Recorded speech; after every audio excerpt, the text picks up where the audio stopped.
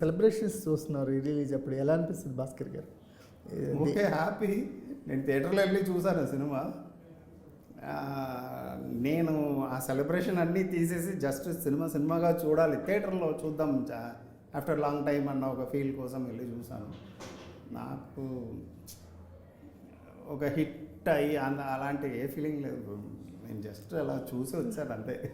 అది ఎందుకు తెలియదు నాకు. అంటే ఆఫ్టర్ సో మెనీ ఇయర్స్ కూడా ఆ సినిమాని ఇప్పటికీ ఎంజాయ్ చేస్తున్నారు ఆడియన్స్ రిలీజ్ అయినప్పుడు. జనరల్గా ఏంటంటే ఒక బ్లాక్ బస్టర్ సినిమా రిలీజ్ అయితే దాని రిసెప్షన్ వేరే ఉంటుంది, కానీ ఆరెంజ్ రిలీజ్ అయినప్పుడు చాలా మిక్స్డ్ ఒపీనియన్స్ ఉన్నాయి. ఆ సినిమా కమర్షియల్గా కూడా వైబుల్ కాలేదండి. కానీ ఆ సినిమా రిలీజ్ అవటం ఒక సర్ప్రైజ్. అంటే ఆ సినిమాని ఎంత సెలబ్రేట్ చేస్తున్నారు అనేది, అంటే మీరు టైంకి కారణం ఏంటి చెప్పండి? Because of writing and because of the కథ ఏం మాట్లాడుతుందో ఆ విషయమే. ప్రేమ కొంతకాలమే ప్రేమించగలను, ఎందుకంటే కొంతకాలమే ప్రేమ బాగుంటుంది.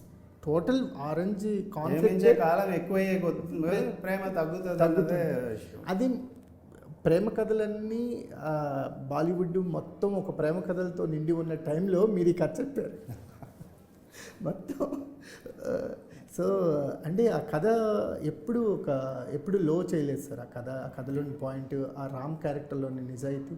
చివరిలో అంటారు ఇంకా అప్పటికే కుదరకపోతే ఇంకా ఎక్కువ ప్రేమిస్తాను, అది కుదరదు నాకు తెలుసు, అవును ఇంకా ఎక్కువ ప్రేమిస్తానంట. అంటే అతని పర్సెప్షన్ మారింది లవ్ మీద. ఆ సాంగ్స్ కూడా ఎవర్ గ్రీన్ సాంగ్స్ ఇప్పటికీ కూడా.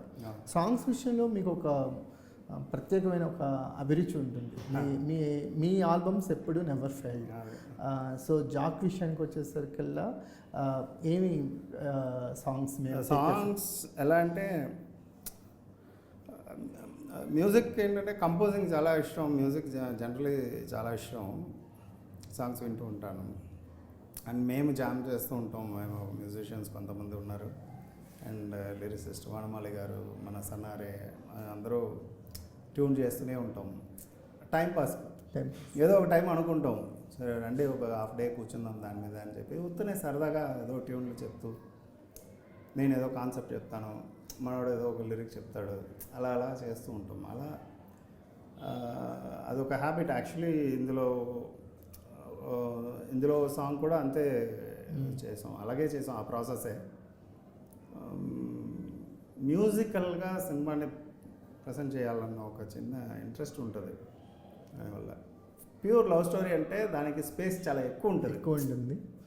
ఇది ఒక యాక్షన్ ఫిల్మ్, కామెడీ, యాక్షన్ అన్నీ ఒక ఐడియాలజీ డిఫరెన్సెస్ ఇవన్నీ ఉన్నాయి కాబట్టి దీంట్లో కొంచెం స్పేస్ తక్కువ ఉంటుంది.